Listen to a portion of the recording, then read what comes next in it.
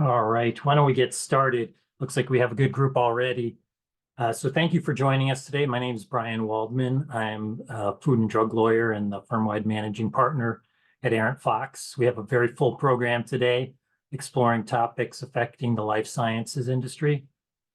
First, I will cover compliance issues associated with the Drug Supply Chain Security Act. Then I will turn it over to Wayne Metelsky, who will describe one of our food and drug colleagues. He'll discuss FDA inspections and good manufacturing practices. He'll then turn it over to Dave Hamill and Joy Verga of our international trade group, who will be discussing country of origin issues. They will hand it off to Stephanie Trunk, one of our healthcare partners, who will discuss issues related to the BioSecure Act. And saving the best for last, we have former U.S. Congressman Phil English, who will discuss recent and potential changes from the new administration and how they may affect the life sciences industry. So, there's a Q&A box that you have available to you if you have any questions that you'd like to pose to the panelists or presenters, please do, and we will try to address them at the end of the all of the presentations. And to the extent that we're unable to answer the questions live, we will follow up after the presentations. So one thing you're going to notice is that we have a lot of slides, and we're not going to go through each of the slides, but in any depth, some of them in depth, some not. But these will be a good resource for folks after the presentations. So moving on to the DSCSA, the Drug Supply Chain Security Act. So these are the topics I'm going to cover: the legislative regulatory process, overview of the law, and then common questions that I see people I am getting from clients. Next slide, please. Everyone presumably knows how a bill becomes a law, and in 2013, the Drug Supply Chain Security Act was enacted by Congress. A lot of stakeholders participated in that. The purpose of the law, which was many years in the making, was to tighten the supply chain to prevent counterfeit and diverted products from entering the supply chain. And once the law is enacted, then FDA has held many public meetings soliciting feedback. It's issued many guidances and is working on some regulations.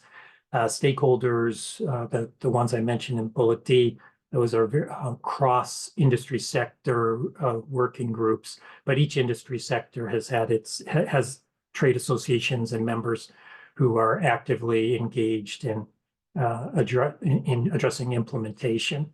And FDA, after it finalizes guidances and regulations, and now with the statute largely enforced, in place and effective, FDA is enforcing the various requirements.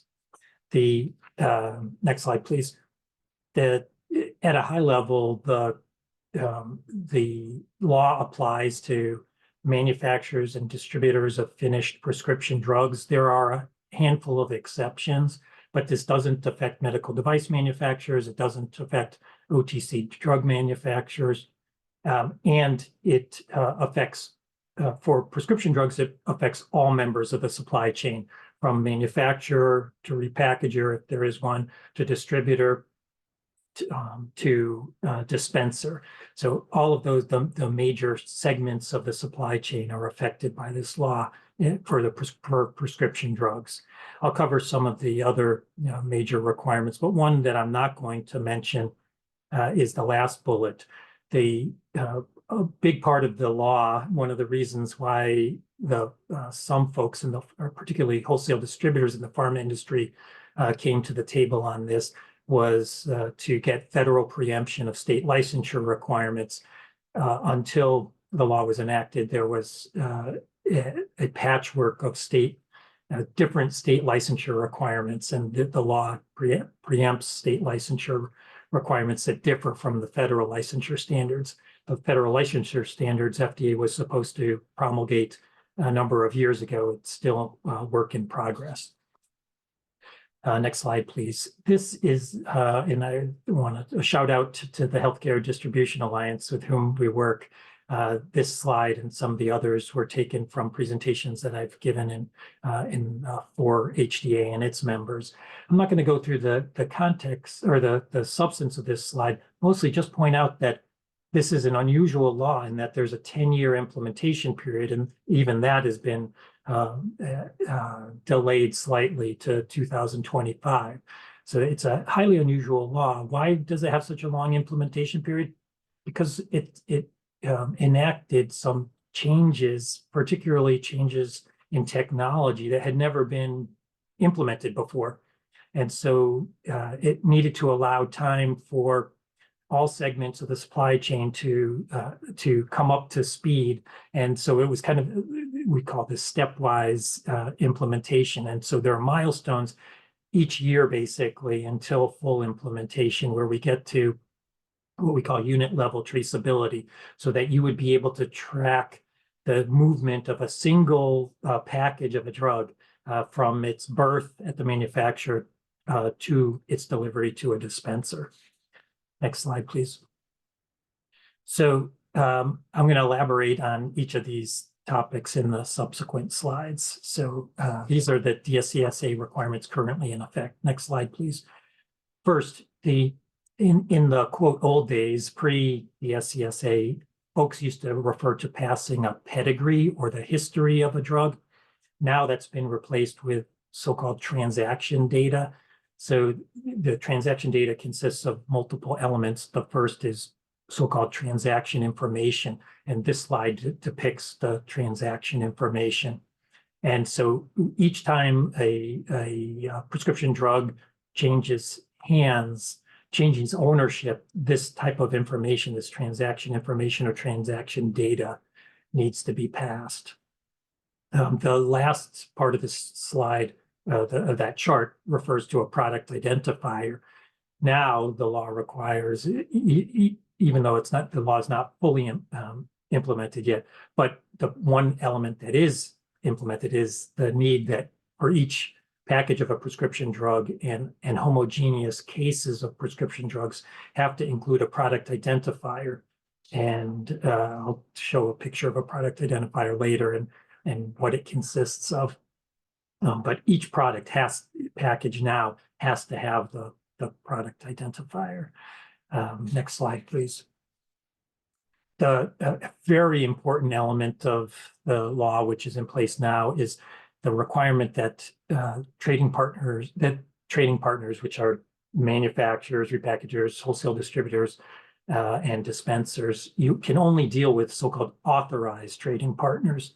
So authorized effectively means for manufacturers and repackagers that they're registered with FDA, for wholesale distributors and dispensers that they're licensed in their state appropriately. And so if a company's doing business with someone who's not appropriately licensed, that's a red flag, first of all. It means that you should be suspicious and not do business with them. Next slide, please. There's a concept in the law is called so-called suspect and illegitimate product. So this is suspect products is product that a company has a reason to believe might be potentially counterfeit, diverted, or stolen. Illegitimate product is the same, but there's credible evidence to show that the product may be counterfeit, diverted, or stolen, or any of those other items there. FDA has guidance documents that describe what to look out for suspect product. One thing I'll just mention, if a product is at some ridiculously discounted price, that's often a good sign that it may be counterfeit or diverted. But the FDA guidances are pretty good in explaining some signs to look out for. But next slide, please. When companies need to have a set of procedures that describe what to do when they encounter suspect or illegitimate products. And it includes things like investigating, quarantining product that you think may be suspect or illegitimate, notifying FDA and trading partners of those products, and keeping detailed records. This is already a focus of FDA enforcement. So, you should have robust procedures and follow those procedures in order to avoid FDA problems with FDA. Next slide, please. For wholesale distributors and third-party logistics providers, those companies already have a requirement that they report annually to FDA their licensure status, and then if they're the subject of any disciplinary actions, which might be a license withdrawal from a state, those disciplinary actions have to be reported to FDA. Next slide, please. This is the product identifier that I described before. Each product, again, each package has to have a product identifier, and it consists of the information that I just described. It's both in human readable form, which is the text, the numbers, and the letters below the barcode, and then in machine readable form, which is the barcode. Next slide, please. So there was, I mentioned it's a 10-year implementation period. So 10 years should have been up November 27th, 2023. And that's when the final requirements became effective. But FDA, because of concerns with the ability of companies to meet these deadlines, despite best efforts by the industry, they extended the deadlines for compliance with the final requirements until the dates that you see there. Next slide, please. So the 2023/2025 requirements are set forth on this slide. And the gist of it is that instead of, up until this period, the requirements that people had to comply with were on the lot level. So the transaction information that I described before was on the lot level. The post-2023, now 2025 requirements require passing information on the product, on the unit level. And so now this transaction information is going to have the product identifiers for each unit or package within a shipment of product. And then all of these other requirements then will be at the unit level rather than at the lot level. It's a lot of work, we'll put it that way. Next slide, please. Lots of challenges in meeting the requirements. Part of it is technology development. Part of it is you certainly can control what's within your four walls as a company, but it's a very interoperable system here. And so you not only have to worry about your own company, but also your customer or your supplier. So you need connectivity with them so that you can pass things like the transaction information electronically. And another kind of major problem is when you pass data, there may be a mismatch between the data that the supplier sends and the actual product that arrives at the, in this case, wholesaler's dock. There's very limited guidance here from FDA, so companies are feeling their way through it. Next slide, please. So I'm going to transition to Wayne shortly, but the next slide, please. One of the common questions I get is, what do you have to do to comply with DSCSA? And in the first instance, it's important to figure out who you are and who you're interacting with. Lots of companies historically have been either a manufacturer or a wholesale distributor, or repackager. Now the roles of companies are blending, and for one product you may be a manufacturer, for another you may be a distributor, and so you have to figure out who you are and then assess what your the obligations that you have to comply with. Next slide, please. So why should you comply? There are, if you fail to comply, you've engaged in a prohibited act under the Food, Drug, and Cosmetic Act. And if you engage in a prohibited act, bad things can happen. You can be the subject of an injunction where FDA stops your activity. FDA can seize the affected goods, and you're even exposed to civil and criminal fines and penalties. The FDA, next slide, please. FDA's, you can be subject to FDA enforcement action. There have been 483s, which are inspectional observations. There are warning letters that have been issued in high-profile cases, and even criminal indictments for folks who were clearly trafficking in counterfeit or diverted products. It can also be potential state enforcement action. your contracts probably require that you comply with all laws and regulations. If you fail to comply with DSCSA, you may be in violation or breach of your contract. And then you're also exposing yourselves to potential products liability and class action liability. So my final slide is some good compliance practices. One, determine applicable requirements, create and importantly, follow your SOPs to ensure compliance, prepare for inspections, monitor enforcement actions. FDA publishes its warning letters and 483s. Take a look at those that are relevant to DSCSA. And then most important, or equally important, is talk to your trading partners. This is such a community effort, and no one company can make a decision to be fully compliant without also interacting with their trading partners. So the last slide I have is just some useful resources that you can check out, including the warning letter that is a good, it flags some compliance issues that we know FDA is going to focus on. So let me turn it over to Wayne, who's going to discuss practicalities for surviving an FDA GMP inspection in the Trump era.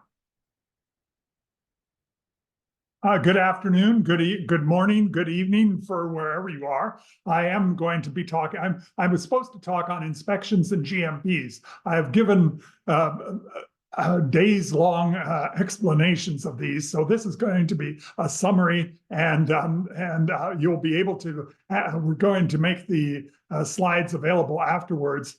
So you can have all those. I'm going to be skipping over a lot of things, but there's a lot of meat on the slides. So please, if you have questions on specific things, please just look at the slides or ask me questions. Next slide, please.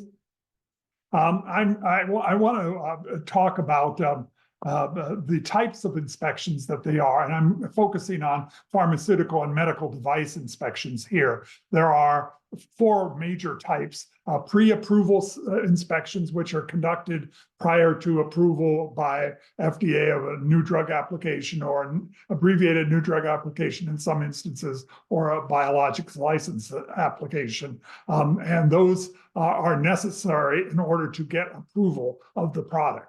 Then there are routine inspections, which are regular reviews by the FDA of facilities to determine compliance. Then there are for-cause inspections, which are triggered by specific errors or concerns, and compliance follow-up inspections to follow up, to review corrections previously identified. Next slide, please. Now, the Trump effect is on inspections. It's hard to tell right now because we're just in the beginning throes of the Trump administration. But it seems to me that there will be delays because FDA is losing funding. There are going to be mandatory rifts in personnel, so there will be fewer FDA investigators or inspectors, and hence fewer inspections. For pre-approval inspections, this will inevitably lead to a delay in approvals of those applications I mentioned. In many instances, this could be a considerable delay because there just isn't the personnel to conduct the inspections. Routine inspections will probably also decrease, which would be of some relief to the industry, I think, but foreign inspections will likely be more comprehensive and lengthy.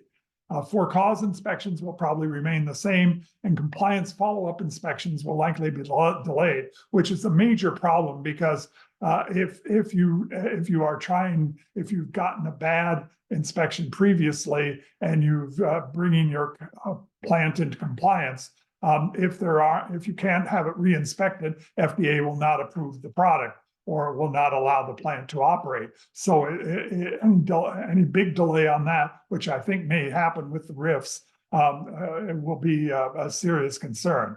So let's go to inspections. Next slide, please.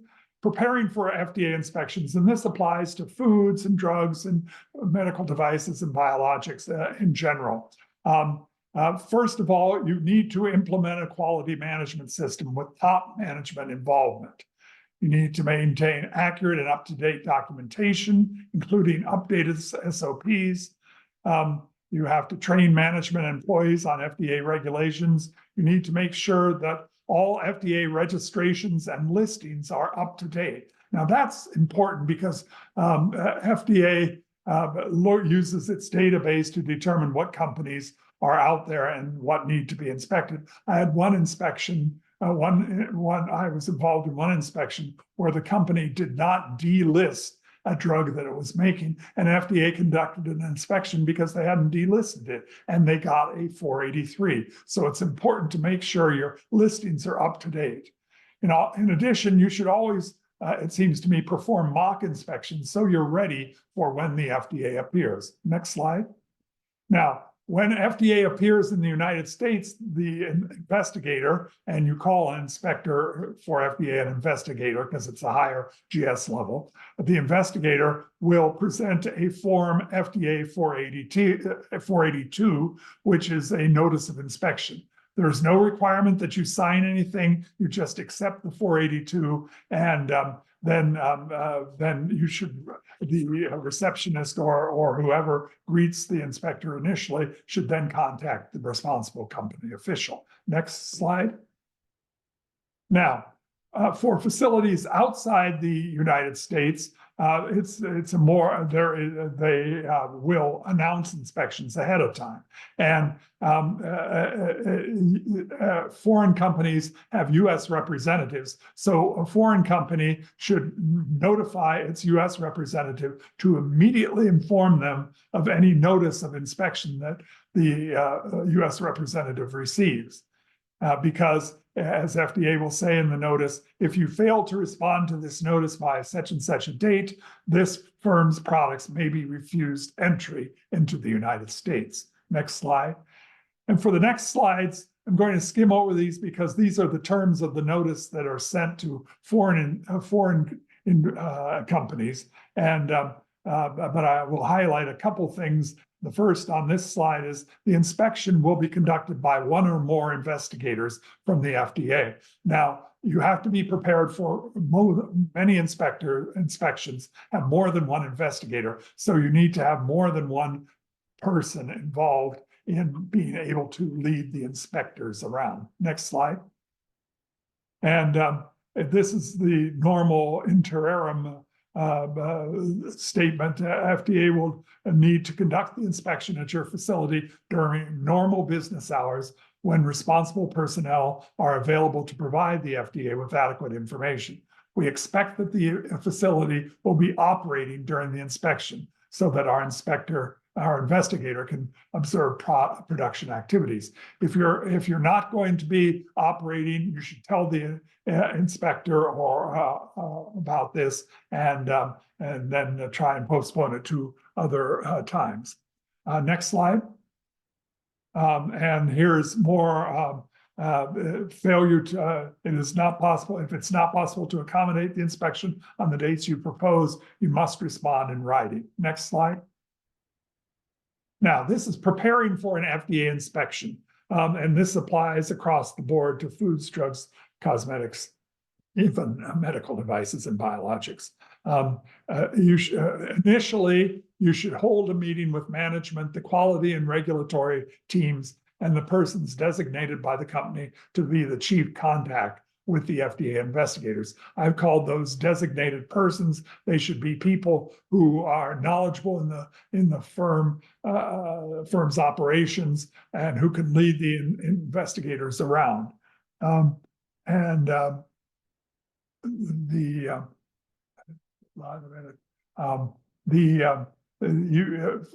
thing you should do is review all your previous inspections, the inspection reports, the Form 483s, if you got them, warning letters and things like that. FDA will follow up on those, and it's important to know what is in there, and you need to resolve all those issues.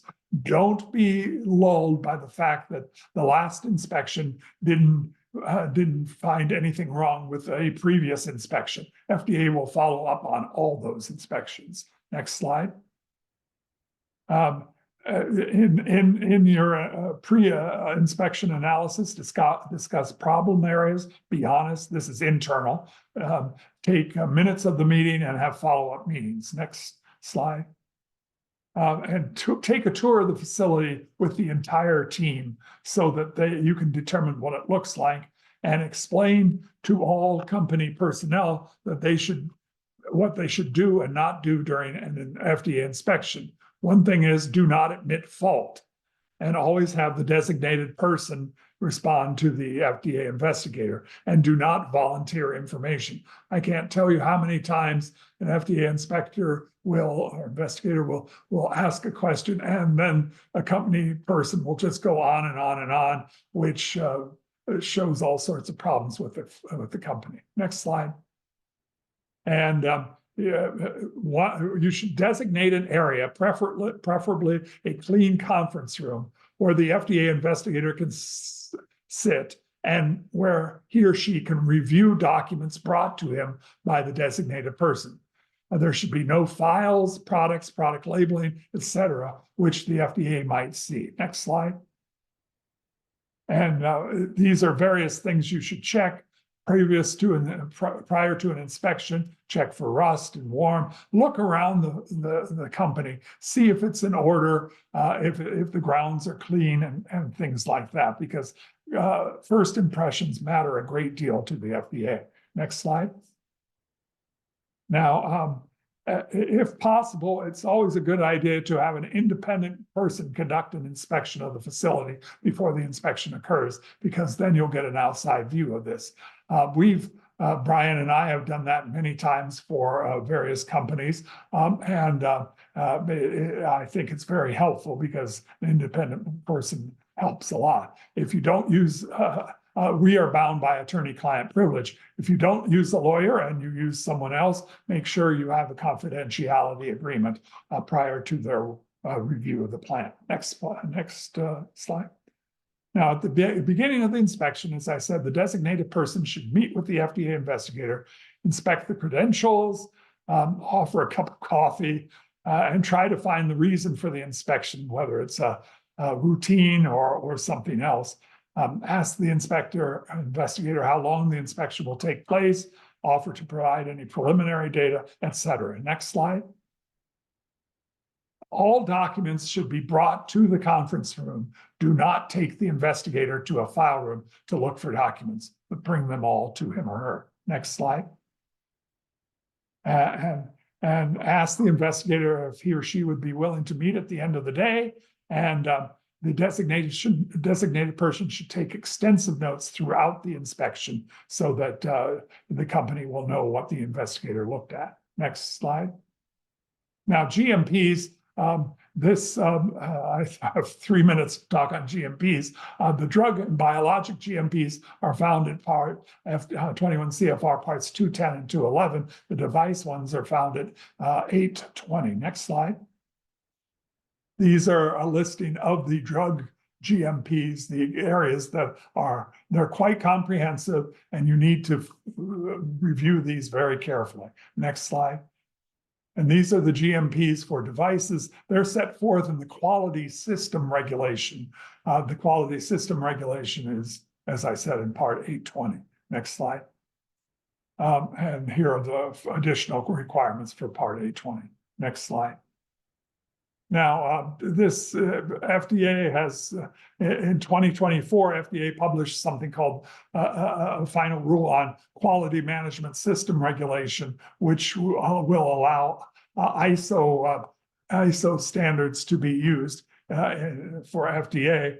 The rule is effective February 2nd, 2026. Whether that will be allowed to stand is in the Trump administration, it's unclear. I think it probably will because it facilitates things, but you never know. Next slide. Here are some things that FDA's GMP focus during recent inspections. You see there, microbial contamination. You can look this over when you look at the slides afterwards. Next slide. And here are some more. And next slide. These are device issues that have been found during recent inspections. Next slide. Now, at the end of the inspection, the FDA investigator wants to meet with the highest ranking company official at the site. The investigator will Therefore, you need to train that person. If it's the president or CEO or plant manager, you need to train that person how to respond to the FDA investigator. Any errors should on the form 483, if they present it, should be addressed and corrected. Ask the investigator to note the corrections on the 483. Any questions should be answered. But if the investigator asks for general comments, just thank him or her for the courtesies extended during the inspection without smiling, and tell that the company will be addressing the observations in writing shortly. Next slide. And if they present an affidavit or a declaration, oftentimes they will do that. Under no circumstances should anyone comment on or sign the affidavit or declaration, even if it appears that the points made are true or innocuous. You do not need to do that, and just say your lawyer said not to do that, and then you can make joke about how expensive lawyers are, etc., dealing with that. Next slide. On the day following, you need to, even if it's the weekend, need to assemble a team to respond to the Form 483. It's very important. You have 15 working days. You'd think that's a long time, but I don't know how many times people have run out of time to do that. Next slide. And here's some more matters to do following the inspection. Next slide. It's critically important to include a narrative summary in your response to the 483 because of it's necessary. FDA insists on that. Next slide. And here's the classification of companies after inspections: NAI, no action indicated, or VAI, voluntary action indicated, or fine. If you get an OAI, that's a problem, and there are significant violations. Next slide. And here's possible actions taken by the FDA following the inspection. So I've covered inspections and GMPs in 15 or so minutes. So I know it's a lot. If you have questions, as I said, please contact me or put it in the Q&A. And I'm going to turn it over now to my colleagues, Dave Hamill and Joy Verga, who will talk about international trade and investment matters under the Trump administration. Dave and Joy? Yeah, thank you, Wayne. And I think we can go to the next slide as kind of and then the next slide after that as to kick this off. I like this chart because we get questions all the time. What is the country of origin of my product? And we always say, why do you need to know? And we're not trying to be rude or fresh. It's just that depending on why you need to know the country of origin will drive the rules that we need to apply. And that's even the case with customs. So today we're going to talk about country of origin marking for customs marking or labeling purposes. And I'm going to have my colleague Joy Verga start off. Joy's been with us a little less than a year, but she came from the U.S. Customs Service. She issued many of these country of origin marking rulings. So she really knows about what she speaks. She's going to give an overview of the marking requirements, as well as how country of origin marking determinations are made, and then some of the exceptions. I'm going to talk about the CVS ruling, and Joy's going to complete our presentation with a discussion of the Acetris court decision. So Joy, I'm going to hand it off to you. Thank you. Could we go to the next slide, please? So it is the customs regulations that govern the country of origin marking of products that we see, that we buy in the store. We always see made in Taiwan, China, whatever. And that's all governed under the customs regulations. So under these regulations, every article that is imported into the United States must be marked with its country of origin. And these regulations further require that the marking is in a conspicuous place so that it can be found easily, that it is legible, meaning it can be read easily. So we're not using any funky fonts. It must also be indelible and permanent, as the nature of the article will allow, so that it cannot be easily removed. Oh, I'm sorry, previous slide still.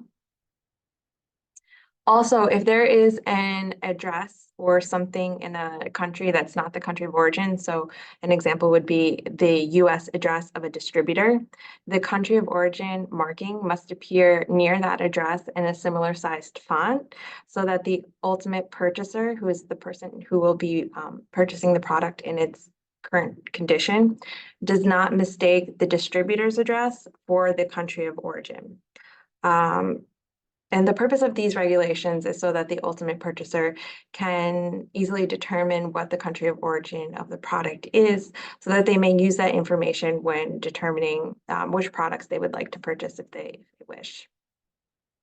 The many aspects surrounding country of origin marking, such as what is the country of origin, whether the marking is conspicuous enough or legible enough, are all questions that are subject of numerous customs rulings. So although it sounds like an easy concept to implement, there are some nuances, and it can get a little bit complicated.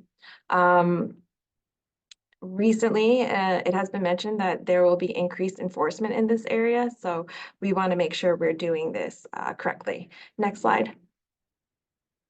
So what is the country of origin for marking purposes? It is the country that is the manufacture, production, or growth of any foreign article entering the United States. So generally in this day and age, products are rarely made completely in one country.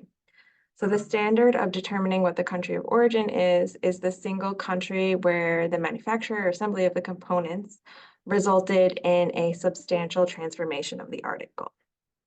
To determine this, customs will apply what is called the name, character, and use test to determine if the substantial transformation occurred in any particular country. This means that customs will be considering whether there was a change in the name or use as a result of the processing in a particular country, or whether the processing produced the article's essential essence or character. However, for articles that are produced in Canada or Mexico, there are specific separate rules that we refer to as the NAFTA marking rules that determine origin. Next slide. So what does this mean for pharmaceuticals? CBP has consistently found that the country of origin of a pharmaceutical is the country where the active pharmacological ingredient was produced, or where the API was produced. Even if the API undergoes pretty extensive processing in a second country to put the API in a form in which it can be consumed by a person, CBP will still find that the country of origin is where the API was created. So this slide includes an example of processing that was done to the API in a particular case, and CBP still did not find that a substantial transformation occurred to change the country of origin. This included delumping and granulating the API with the suspension of inactive ingredients, adding additional inactive ingredients, forming the tablets, packaging the tablets, and preparing them for shipment to the US. Even though the API cannot be consumed before this processing, this was still not enough to affect a substantial transformation. Next slide. So this slide is just some additional processes which are not considered to result in a substantial transformation. Next slide. This slide just illustrates a potential manufacturing scenario. If the manufacturing of components from India and Great Britain resulted in a substantial transformation, then origin would be Great Britain.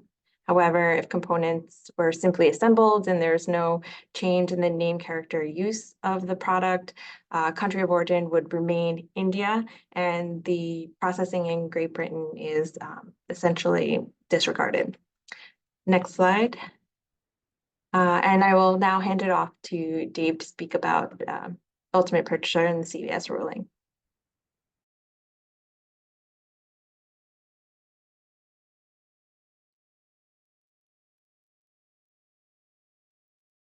Sorry, I was muted there.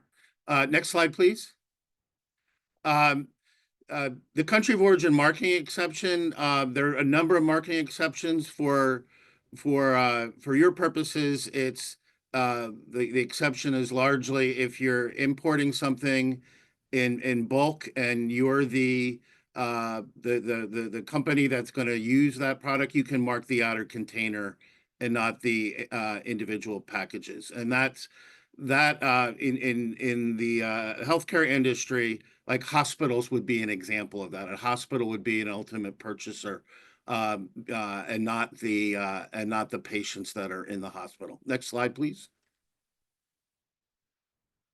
Next slide, please. Can you hear me? Next slide, please. Is it moving? Hello? Next slide. We can go on to the next slide.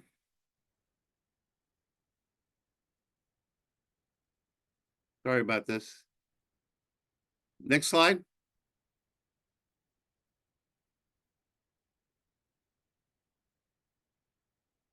Next slide.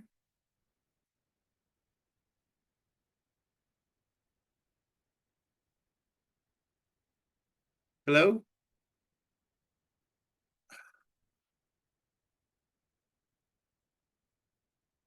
I'm not showing it on my screen. I'm just gonna zoom right to the CVS ruling, and I'll just talk. For some reason, I apologize that slides aren't moving on my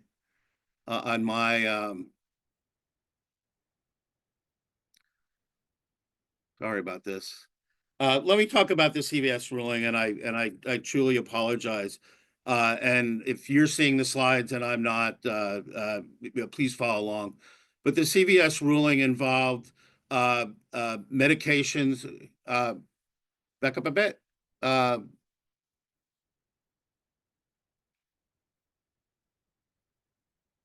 Back up a little bit, please.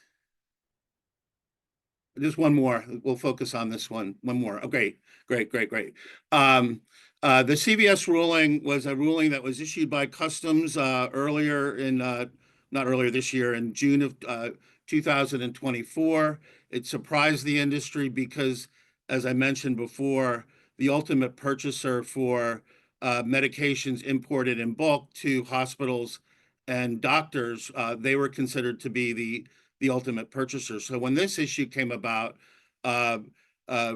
retail pharmacies thought that they would be the ultimate purchaser, and so they wouldn't have to mark the individual packages of medication which were sold at retail to customers. Customs disagreed with that, and they said the ultimate purchaser is the retail customer. The logic for that was that according to Customs, that Customs was providing, or that the pharmacy was providing a product, not a service, whereas the hospital and the doctors were providing a service rather than a product. People can disagree or agree with that, but that was their rationale. Because of this ruling, there's obligations that are imposed on the supply chain with respect to these repackaged medications. For the importer, they have to provide certification to Customs, and for the wholesalers and pharmacies, they have to provide notifications down the supply chain. We don't know how it's going to be enforced. The ruling is less than a year old. These repackaging rules were in existence prior to this ruling. It's now just being applied to this particular factual situations. So it's important that you understand the ruling and its requirements. And Joy, I'm going to pass it back to you to just briefly discuss the Acetros court case. Next slide, please. Next slide. Next slide. Next slide. Okay, so as mentioned, origin is determined for different purposes. The rules of origin for government procurement purposes are largely the same, although there are some nuances. Under the Trade Agreements Act, the country of origin of an article is the country from which the article is wholly the growth, product, or manufacture, important word here, or the article was substantially transformed into a new, different article of commerce. So the second option is largely the same as the substantial transformation analysis we spoke to earlier in the presentation. Next slide. However, under the Acetris case, there was the court provided some additional guidance. In this case, the court reconsidered a CBP origin determination for government procurement purposes. Consistent with their previous ruling, CBP found that the country of origin was India, where the API was created, although it was further processed into tablets in the United States. The decision clarified the interpretation of the word manufacture under the Trade Agreements Act and determined that a product may be a manufacture of the United States, even if components are sourced internationally. So this decision impacted the pharmaceutical procurement process by allowing products with final manufacturing steps in the United States to be considered US made. Next slide.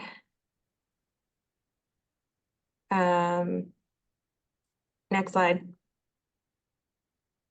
So again, this decision had big impact for government procurement purposes. It allows more pharmaceutical manufacturers to sell to the US government, but we want to make sure that we're distinguishing this from marking purposes, so determining country of origin for the product of marking on products.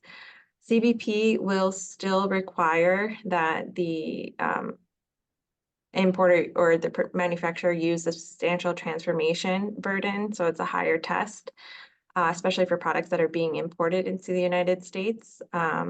But we can use this Acetris standard for government procurement purposes. The outcome of the Acetris case is that we are essentially left with two different standards for what is essentially the same question. What is the country of origin of the product? So this leads to some compliance complication, but that's where we are at the moment. Next slide. So we're going to leave questions for the end of all the presentations, and I will now hand it off to Stephanie to speak about the Biosecure Act. And just before Stephanie starts, we, just like Brian and Wayne, we have lots of slides, some of them that we skipped, as well as other information. So if you're interested in more information on customs marking requirements, please let us know. Thanks. Thanks so much, Dave and Joy. I know it's been a really hot topic this year, and I think it will continue to be for the life sciences community and for a lot of my clients. So definitely use these slides as a resource and ask questions. I'm going to take us on a really brief detour until the grand finale with Congressman English and his crystal ball about the Trump administration, and talk briefly about the Biosecure Act. Let's go to the next slide, please. So first and foremost, this is really important.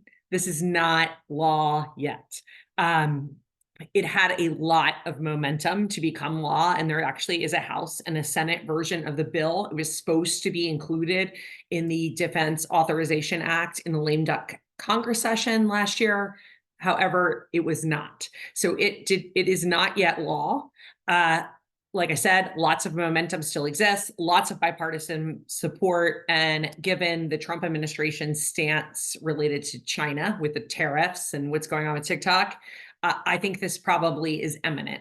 So it's important to keep it in mind, but also keep in mind that we aren't there yet. So don't completely tune out, because I do think this will come to fruition, and I do think it will be very significant for most of you on the line.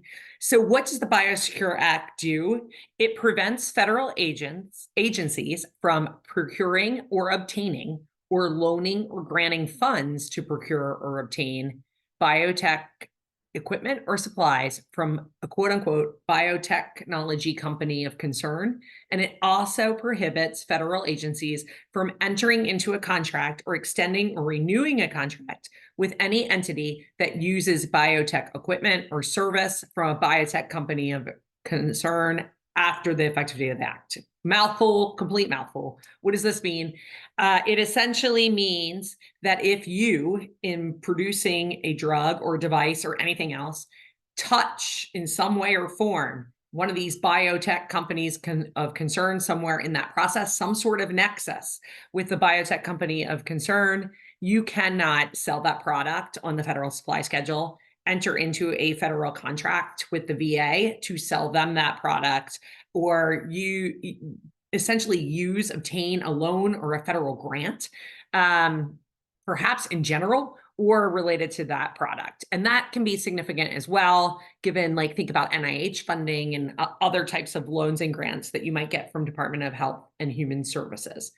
Of note, and you'll see in a few slides, biotech company of concern has a definition. It has an ability for the government to kind of make a list and change it annually. But it also, at least the House version, I believe, states certain companies already are biotech companies of concern, including WuXi.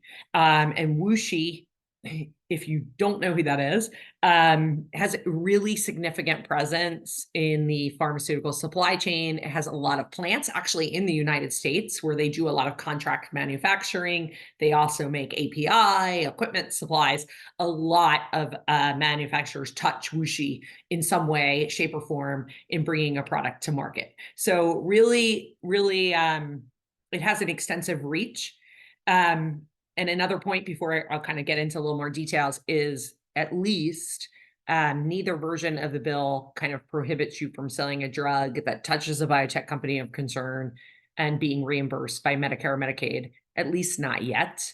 And the House version at one point did have that kind of direct nexus in a version of it, and it was removed. So at the very least, it doesn't seem to extend to reimbursement under federal programs, but certainly to direct procurement contracts with the VA and the like.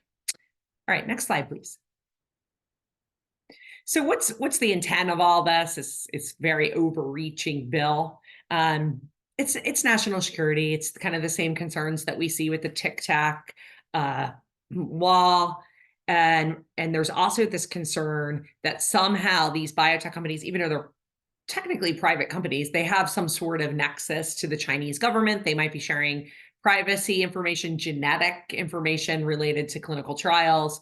And really, it's just, the whole kind of movement towards back to Buy America, back to friendshoring, and getting away from this dependence on countries like China. Next slide, please.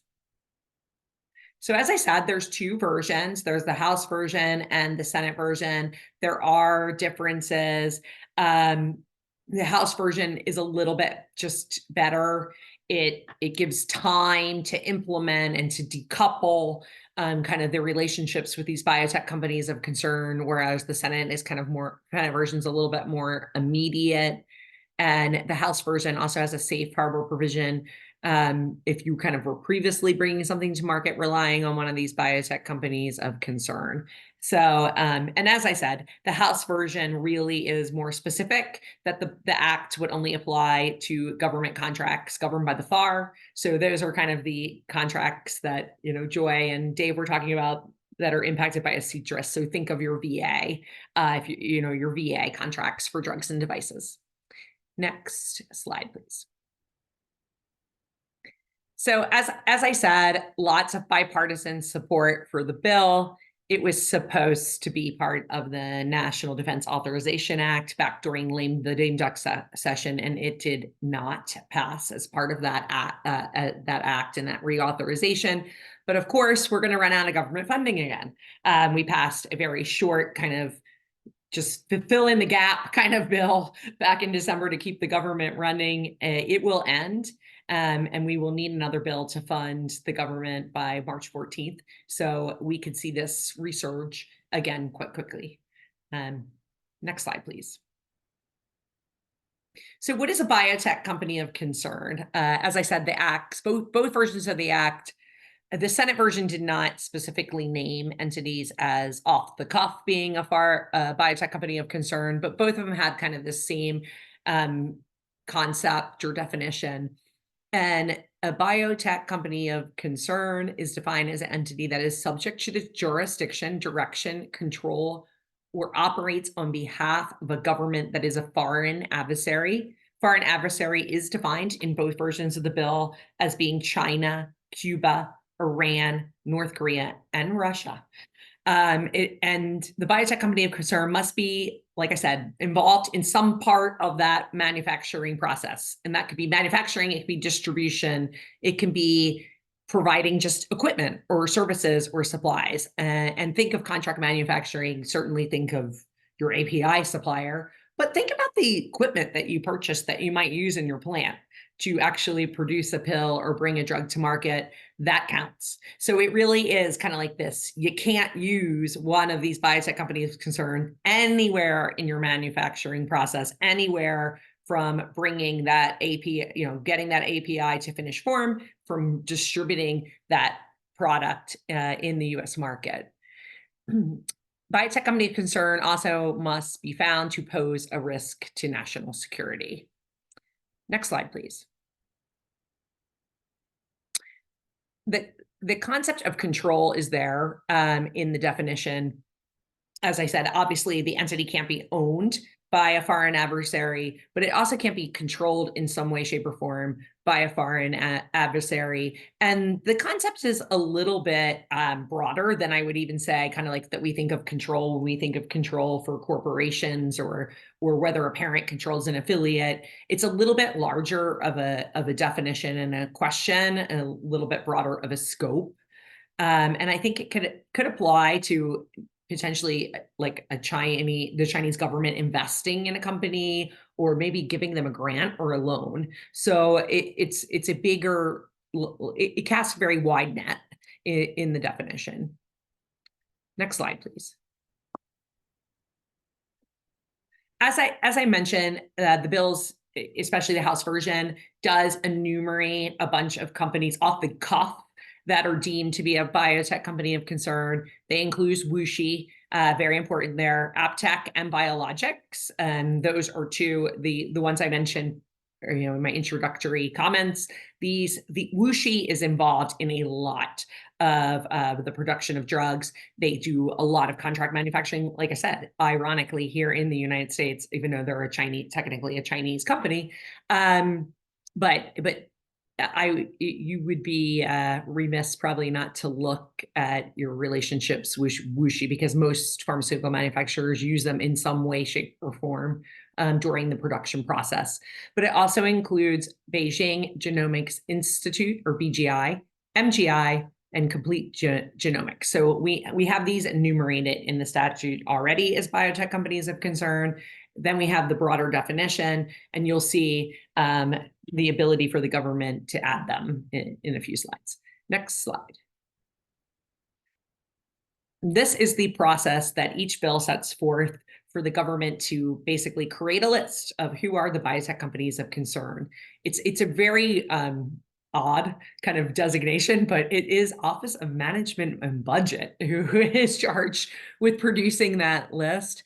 And they do so by consulting lots of different people throughout the federal government, including the Secretary of Defense, the Attorney General, Department of Health and Human Services, Homeland Security, and goes on and on. There's a process they're supposed to add to kind of the enumerated list 1 year after enactment. And if a company is going to be added to the list, they will receive a notice. And there could be some information about why they were included, maybe some ways they could be kind of mitigate and be taken off the list. But that will all also be dependent on our national security and law enforcement interests, and they will be given 90 days to oppose the designation. And there won't be a press release or any sort of formal public announcement if a company is going to be added to the list until that 90-day period has run. So there is a little bit of time to kind of discuss the inclusion or exclusion of that company on the list with the federal government. Next slide, please. I won't belabor this too much. This is the definition of equipment or supplies. I think I've kind of really nailed down the fact that it's really any nexus to one of these companies. They don't have to be your CMO. They don't have to be your API supplier. They can give you equipment. machine, a device, an instrument, or they could be just providing a service. What if they're just doing consulting or providing some sort of support service? I mean, that is possible. They may not even be directly related in the production of a drug. It could be like, your market access consultant. Who knows? So really broad definitions here as well. Next slide, please. We talked a little bit about what does this mean? Remember, the law is aimed at federal agencies. The federal agencies they cannot provide loans, they cannot provide grants to any entity bringing a drug to market using some sort of biotech company of concern through that process. But it stops short of Medicare, Medicaid reimbursement. It's talking about the federal agencies themselves, but it would impact the procurement, direct procurement via VA, DoD, or like the other kind of ancillary contracts that sometimes the stockpile, the Strategic National Stockpile, or other kind of direct purchasing arrangements. Certainly impacts grants and loans. Next slide, please. Let's go to the next slide, please.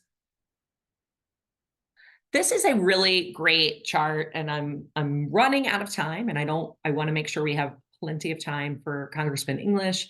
But this is a really great chart and a really good resource to use, depending on what maybe passes, what if the Senate bill passes, what if the House bill passes, to look at a little bit of the differences and the phase in of when the Biosecure Act will become effective, because we've got a little more lead time under the House bill. There's a little more of a grandfathering. It's not like it becomes effective and the next day, if you're using one of the, let's say WuXi is your CMO and you're selling that product on the federal supply schedule, it's not like the next day you're going to have to take it off. There will be a little bit of lead time, and there's more lead time under the House bill than the Senate bill. And with that, there are a few more slides in this deck, and I encourage everyone to keep this deck. It's a great resource on a lot of different topics.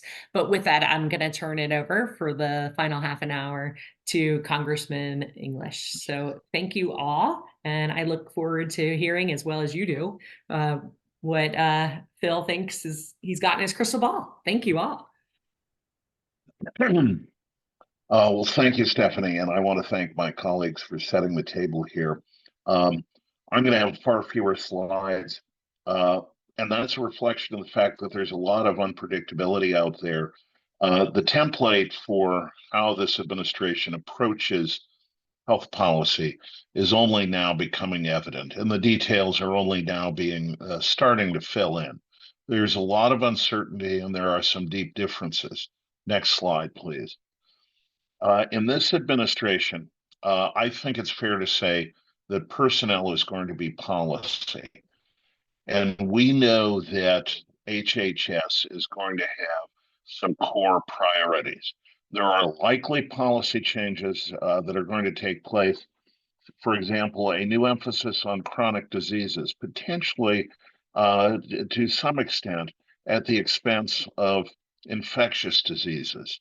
We're going to be seeing a shakeup of external advisory committees. And can I say, there's already evidence of that.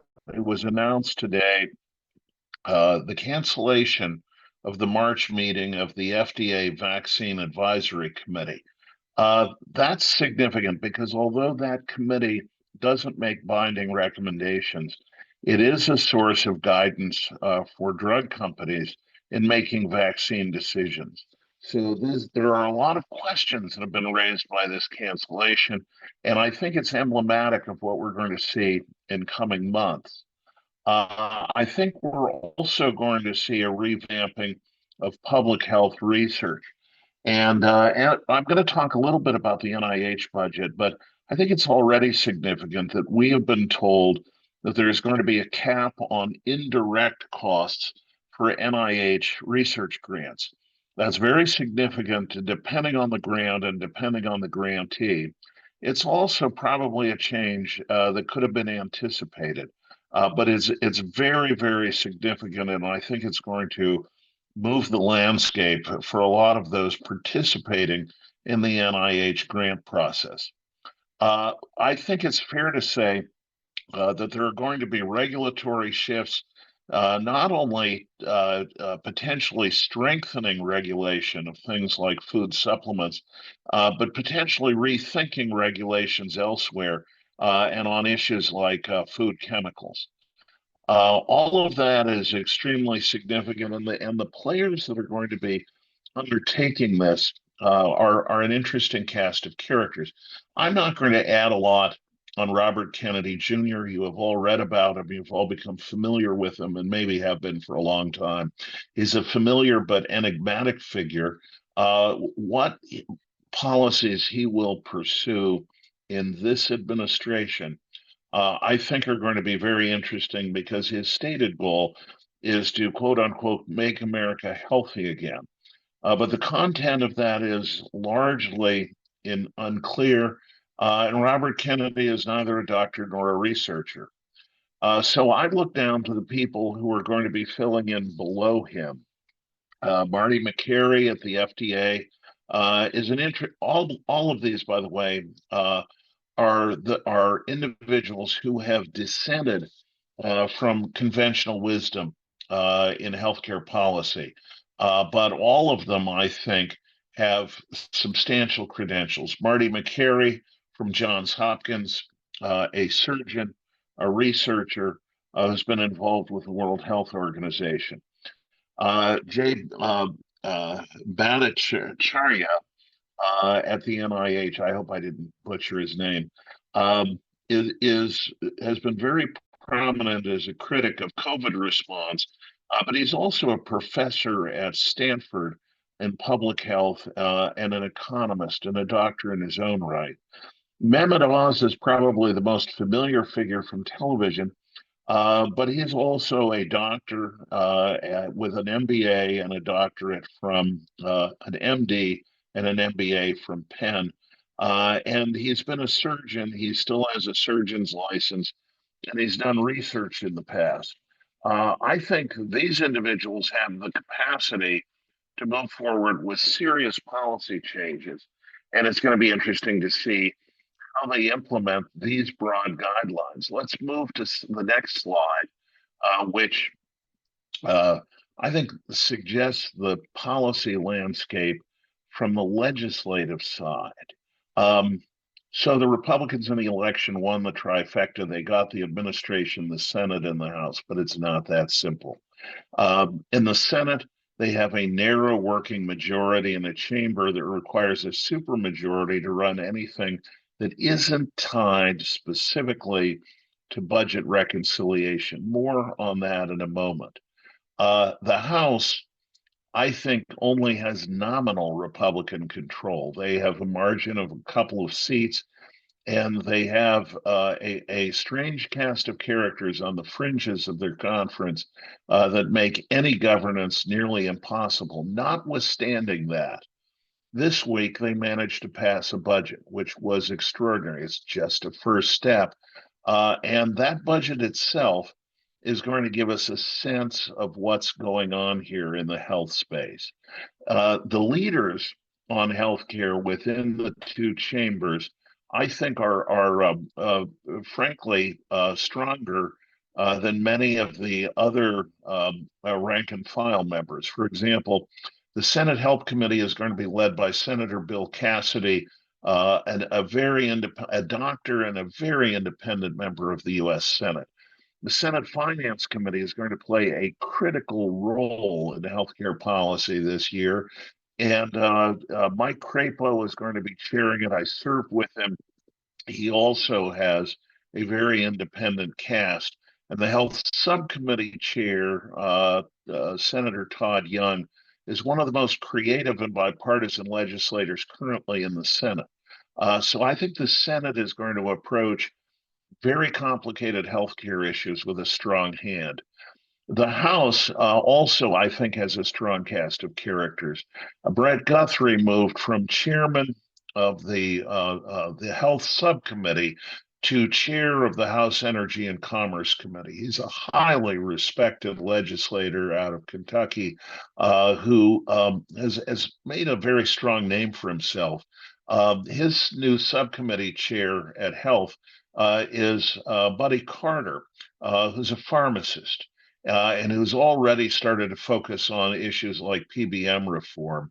Interestingly, the ranking member on the health subcommittee is an old colleague of mine, Diana DeGette, who, as the lead Democrat on that subcommittee, has a strong tradition of bipartisanship that cuts beyond her own political inclinations. I was in Diane's office recently and asked her how she felt about being in the minority in this particular Congress, and she pointed at her wall, which was an incredible lineup of photos of her at bill signing ceremonies, where she was, involved with major legislation.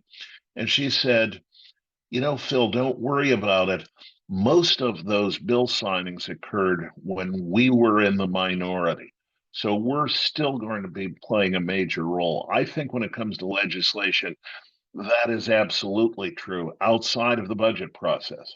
And that brings us to the House Ways and Means Committee, where Jason Smith is the chairman and has developed a very strong hand. He's going to be focused very heavily on tax issues.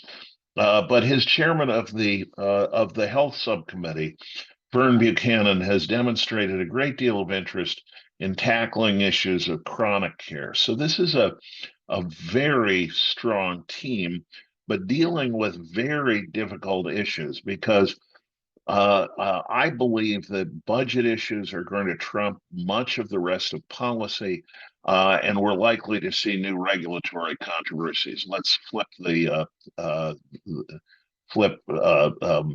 slide here. Thanks.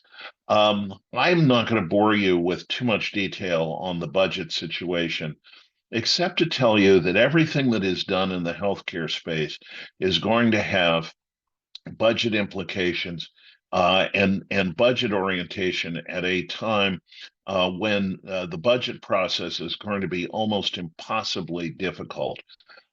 Republicans are going to be challenged this year to pass it's going to have to be with some Democratic support, a continuing resolution for the existing year, but also to pass their budget, lock it into place, and also at the same time, excuse me a moment, and also at the same time, pass a debt ceiling, which is going to require Democratic collaboration. Budget is important because reconciliation in the two chambers is the only vehicle that will allow all of these spending and some policy decisions to be loaded into one place where it doesn't provide the minority with an effective veto, especially in the Senate. And so it's worth noting that in dealing with budget reconciliation, the Republican majorities are going to have to deal with budget deficits. They're not going to eliminate them, but they are under enormous pressure not to increase them. And budget deficits are currently 1.7 trillion.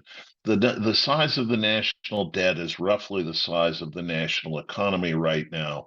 And it's become increasingly clear that's a drag on the performance of our economy and distorting capital markets. So Republicans have limited running room to run up additional deficit or expand additional deficits. At the same time, they're encountering for next year a scheduled tax increase because the Republican tax bill of 2017 only temporarily extended tax breaks on the individual side and provided for a phase out of some corporate policies. Tax increases at a time like this, I think, are going to be very difficult to accept and have potentially a negative impact on the economy. So as they deal with issues like healthcare, they're going to have to focus on continuing existing tax policies. And as they do so, they also have to factor in new proposed Trump tax proposals. I'm not going to bore you with a lengthy list of them, but you've seen that on the campaign trail, it was proposed that the taxes would be taken off of Social Security, of tips, and also overtime. And you add those things up and some of the other promises, that's an extra $2.5 trillion. So increasingly, the budget process looks like pouring 300 pounds of tax policy into a 100-pound bag. And I can tell you, having been on the Ways and Means Committee, there are all kinds of tricks you can try, temporary tax policy, kind of bait and switch. But what will be very difficult to find will be new revenue sources. Some Republicans and the administration have been talking about using tariffs to replace as essentially a way of financing tax policy. Under reconciliation, that's almost impossible to do because you would actually have to lock in and make permanent a tariff, which is not apparently the tariff policy that's preferred by this administration. They want to use it as a whip hand rather than a consistent revenue source. And as a result, it's going to be very difficult for them, except rhetorically, to use tariff revenues to replace tax policy. So the budget bill that passed this week by the Republicans in the House requires at least $1.5 trillion in savings to work. And to get all of the authority for tax changes that were sought, that would have to grow to $2 trillion. That's extremely difficult to do.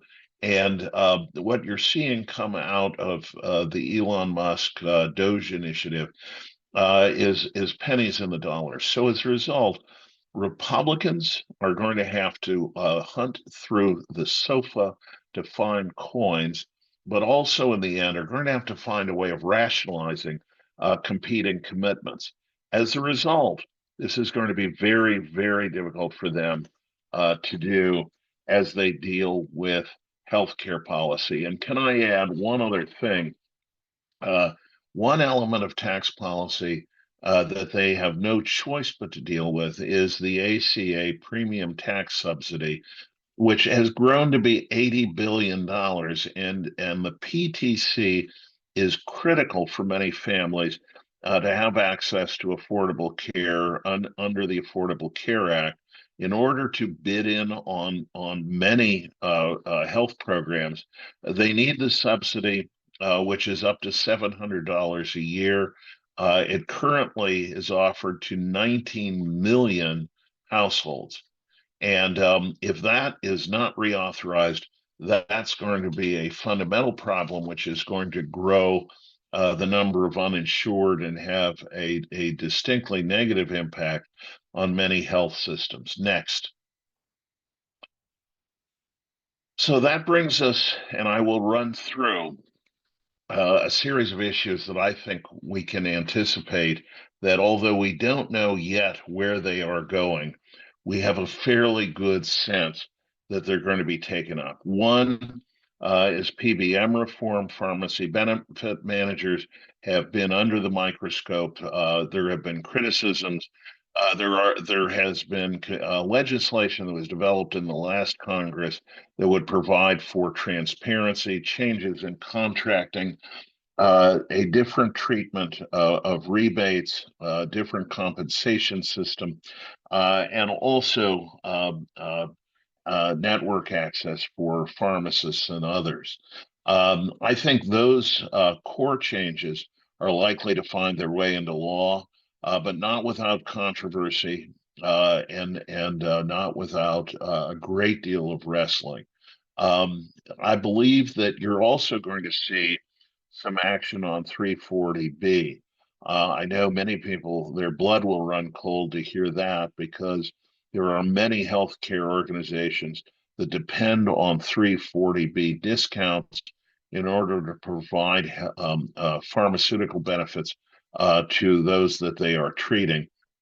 But the program has grown to $66 billion and has come under fire and is increasingly bracketed as one area where there need to be changes. I don't expect 340B to disappear, but I think there's going to be a strong effort to tighten it considerably. Medicaid funding is probably the thing we hear the most about right now. Energy and Commerce under the House bill has been asked to find $880 billion in savings within their authority. And much of their authority, frankly, is Medicaid. The president has said that he is against cutting Medicaid benefits, but it is all too easy to shrink the federal side of Medicaid and in a partnership with state governments shift more of the burdens back to states, which would fall disproportionately and asymmetrically on states with higher cost burdens. This is, I think, potentially one of the most explosive things in this year's healthcare debates and will be very difficult to rationalize. Also, I anticipate there's going to be fresh pressure on the drug pricing negotiations that were authorized under the Inflation Reduction Act. So far, 10 drugs have been negotiated down with a savings of $1.5 billion. But the program continues to be criticized as it moves to incorporate 15 new drugs. Essentially, a such strong signal was sent by President Trump when he repealed the Biden executive order in this space. And I believe you will see a very strong push to push back on Medicare drug pricing as a barrier to innovation. We've seen an aggressive campaign pertaining to the so-called pill penalty. I think this is one area where necessarily Republicans are going to have to rethink things, but with recognition that if they interfere with the baseline anticipated by the Inflation Reduction Act, they're going to have to come up with the money to do it. And I think that's going to be a huge challenge. I think you're also going to see an effort to work through supply chain resiliency. You've heard some things on that from my colleagues here today. I'm not going to add very much except to say that I work with my colleagues at Aaron Fox as national coordinator of the Healthcare Group Purchasing Industry Initiative. And we've seen how supply chain resiliency, as we have done our independent survey of healthcare GPOs nationally, the supply chain is a point of great sensitivity, and we have not seen the onshoring or reshoring of many essential products and for that matter, some services that I think has been widely recognized as necessary. So I anticipate that you will see some push, including in the Trump tax policy, to promote reshoring, which will have some healthcare significance. But I also think there's a likelihood that there's going to be healthcare specific initiatives. I think you've already heard a wonderful survey on tariff policy. All I will add to it is that it will have a big impact on the supply chain. I don't believe that the administration has backed completely away from a universal tariff wall. I believe they will continue to pursue and have said that they're going to continue to pursue targeted tariffs. And I think that as kind of central to all of this, they're going to embrace a reciprocal trade policy, which will, among other things, vastly complicate our current tariff system. I recognize that the administration has proposed an external revenue service, if they set up reciprocal trade policy as they've defined it, which is to say, imposing tariff and even non-tariff responses to what they say are trade barriers in our trading partners, they're going to create an incredibly complicated system of tariffs that will be very difficult to administer and will keep our lawyers here at Aaron Fox very, very busy for some time to come.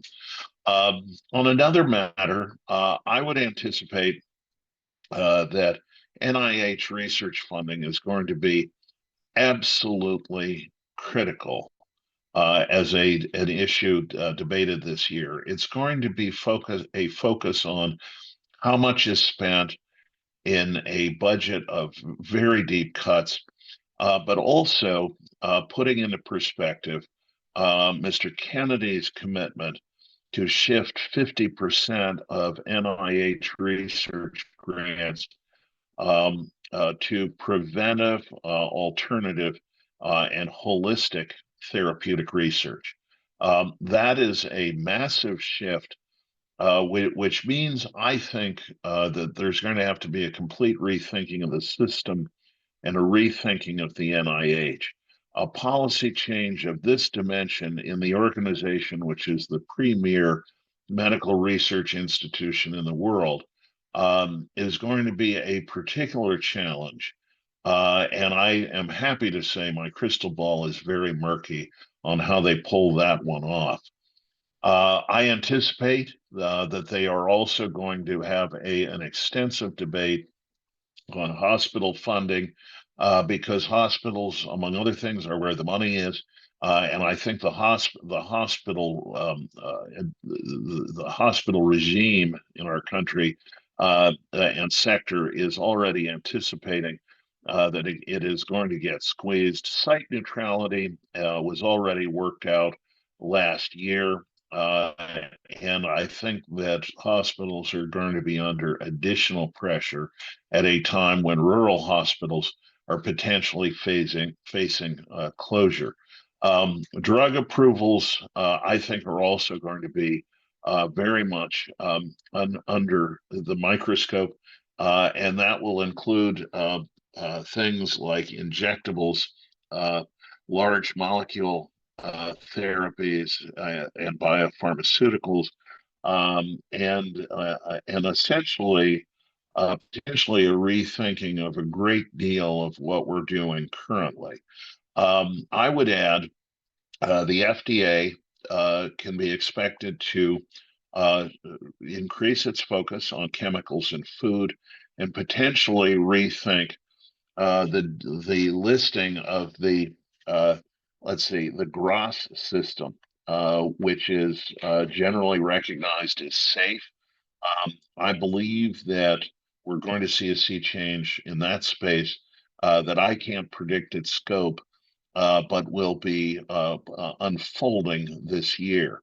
And I would be remiss if I did not say that the CDC is going to be under a great deal of pressure to rethink vaccine policy.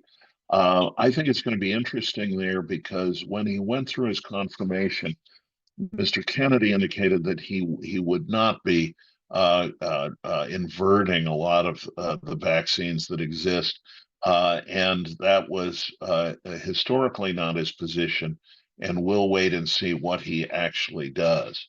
I have to say, I spent 10 years on the health subcommittee on Ways and Means, and I was sat through a number of major changes, participated in them. For example, the creation of Medicare Part D.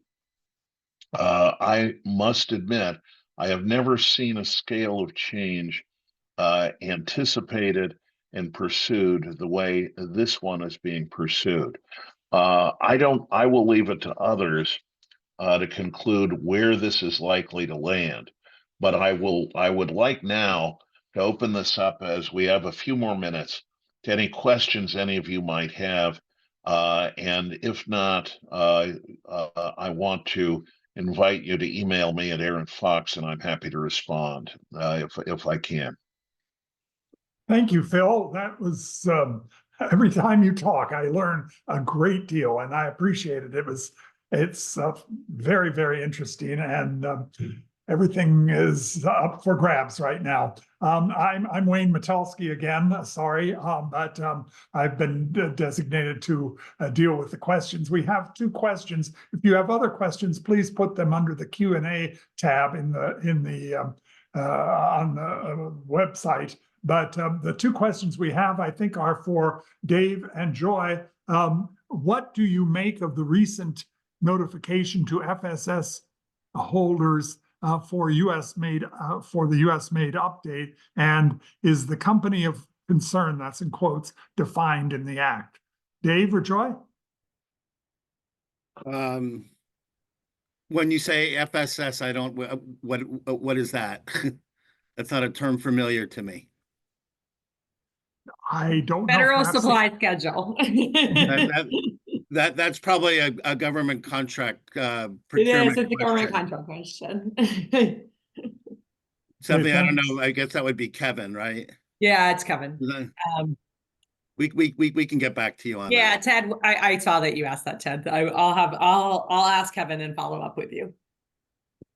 And I think the question about the company of concern was actually about the Biosecure Act, which I obviously answered. And the definition, like I said, varies a little bit between the House and the Senate bill, but you can look at how they're basically the same. They just enumerate different entities off the cuff, but the whole concept of what it is, again, is some sort of nexus to a foreign adversary, and OMB will be kind of charged with creating that list. And they, when you get the deck, the actual statutory definitions are in the slides. Okay, thank you, Stephanie. I don't see any other questions. So maybe you can always contact one of us and look at the slide deck for the